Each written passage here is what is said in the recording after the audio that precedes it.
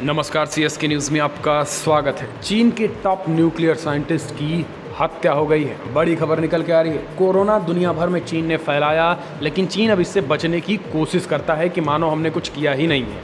लेकिन आपको बता दें, अब चीन पर भारी पड़ता नज़र आ रहा है। चीन की इस तरीके की 420 चीन पर ही भारी पड़ती नज़र आ रही है। हालांकि मुस्लिम देश जो चीन को अपना रहनुमा मानते हैं, पाकिस्तान जो जिगरी दोस्त बताता है, मुस्लिमों के साथ वहाँ हो क्या रहा है। दिल निकाले जा रहे हैं, किडनी और लीवर निकालने का आरोप मानवाधिकार परिषद ने सवाल उठा रहे हैं।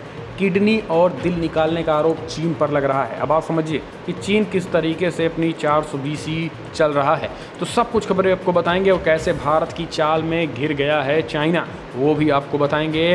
भारत ने चौतरफा घेर दिया है। तो दोस्तों, एक एक करे खबरें आपको विस्तार से बताएंगे। लेकिन अगर आपने चैनल को सब्सक्राइब नहीं किया तो चैनल को सब्सक्राइब करें।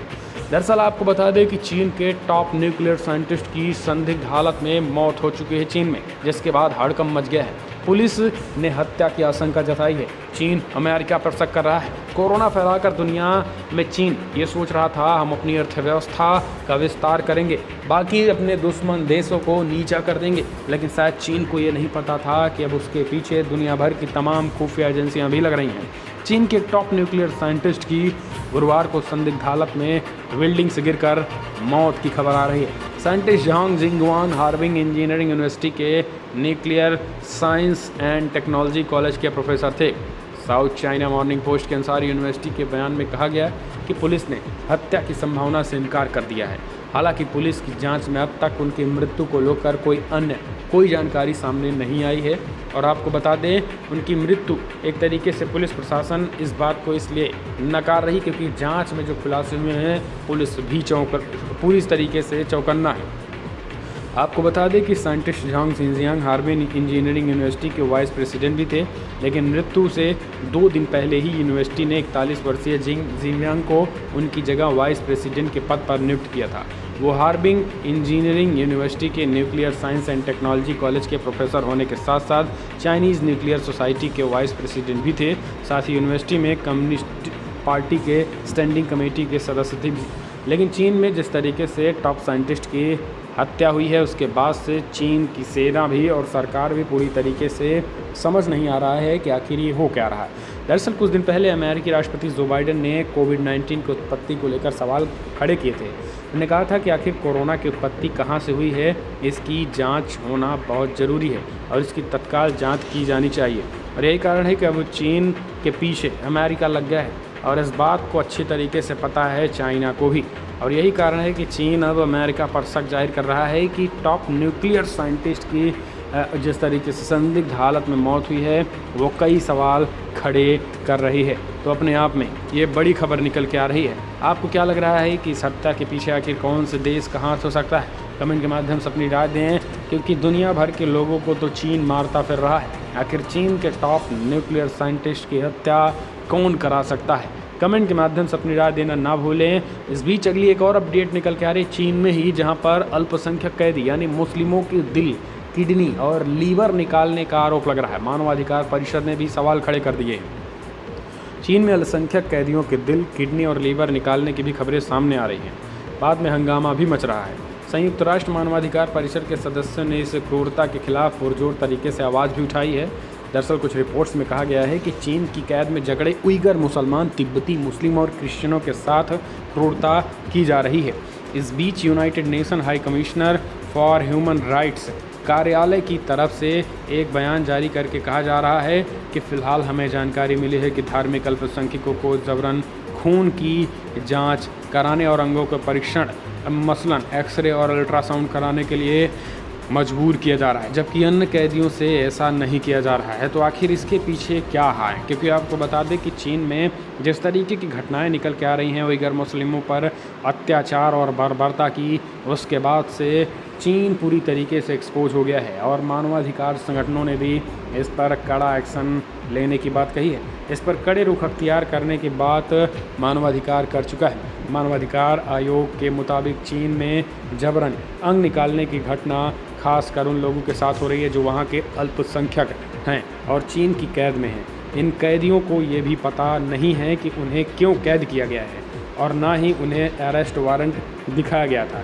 विशेषज्ञों ने कहा है कि कैदियों के साथ ऐसी क्रूरता के मामले को लेकर हम काफ़ी गंभीर हैं। लेकिन सबसे बड़ी बात यह है दोस्तों कि चीन का जिगरी यार इस्लामिक मुस्लिम देश पाकिस्तान, जो हमेशा फ्रांस में अगर थोड़ी सी भी कहीं ना कहीं चूक होती है मुस्लिमों को लेकर, सबसे पहले पाकिस्तान बोल उठता है। भारत में अगर इस्लाम के नाम पर और मुसलमानों पर कुछ भी होता है तो चाहे वो संवैधानिक दायरे में ही क्यों ना हो, पाकिस्तान सबसे बड़ा मुस्लिम ठेकेदार बन जाता है। लेकिन चीन में मुसलमानों के साथ किस तरीके की बर्बरता की जा रही है, आए दिन हम आपको अपनी घटना में इस रिपोर्ट में बताते रहते हैं कि उइगर मुसलमानों के साथ क्या कुछ नहीं हो रहा है। लेकिन उसके बावजूद चीन कुछ नहीं कर पा रहा है। चीन बेबस हो चुका है। चीन को समझ नहीं आ रहा है, हम कोई भी मुस्लिम देश चाहे फिर तुर्की हो या फिर पाकिस्तान कुछ नहीं कर पा रहे हैं। इस तरीके से नतमस्तक नज़र आ रहे हैं दुनिया भर के सभी मुस्लिम देश चीन के सामने। तो दोस्तों आप इसको कैसे देखते हैं, कमेंट के माध्यम से आप अपनी राय देना ना भूलें। चीन की इस तानाशाही और बर्बरता के बीच मानवाधिकार क्या करेगा चीन का, कमेंट के माध्यम से अपने सुझाव देना ना भूलें। दोस्तों आपको क्या लग रहा है।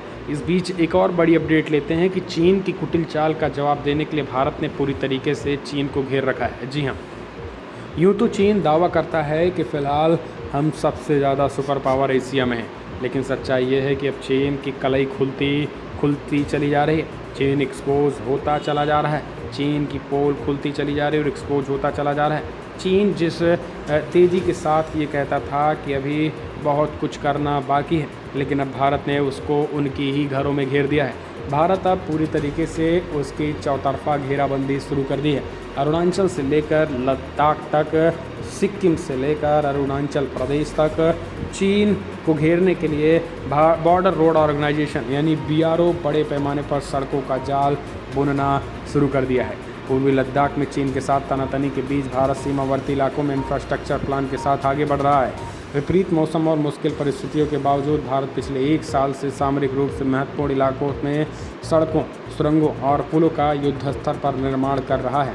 और इसका उद्देश्य है किसी भी तरीके की स्थिति में आसानी से एक जगह से दूसरे जगह ज़रूरत के अनुसार सैनिकों की आवाजाही सुनिश्चित हो सके।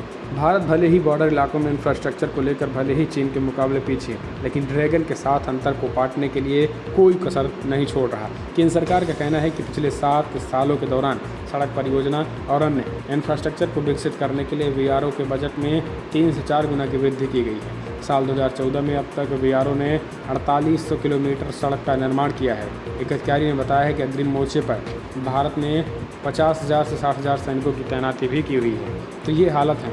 अब चीन को चौतरफा घेरने के लिए भारत ने अपनी तैयारी और पुख्ता कर दी है। तो दोस्तों अगर आप भी मानते हैं कि इंडियन आर्मी चीन को मुँह तोड़ और करारा जवाब देने के लिए सक्षम है, तो इस वीडियो को लाइक करके अपना समर्थन दर्ज करें। इस वीडियो में इतना ही। जय हिंद, वंदे मातरम।